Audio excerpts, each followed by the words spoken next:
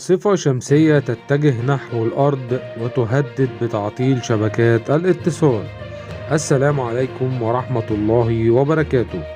أفاد المنبئ الجوي واثق الإسلامي في منشور على صفحته فيسبوك أن عاصفة شمسية تتجه نحو الأرض بعد حدوث انفجار شمسي شديد اليوم.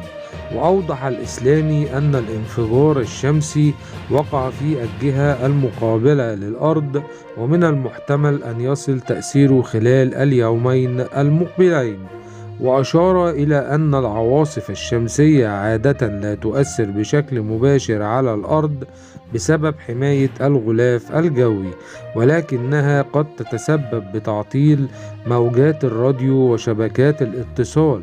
كما قد تؤدي هذه العواصف إلى ظهور ظاهرة الشفق القطبي في بعض المناطق.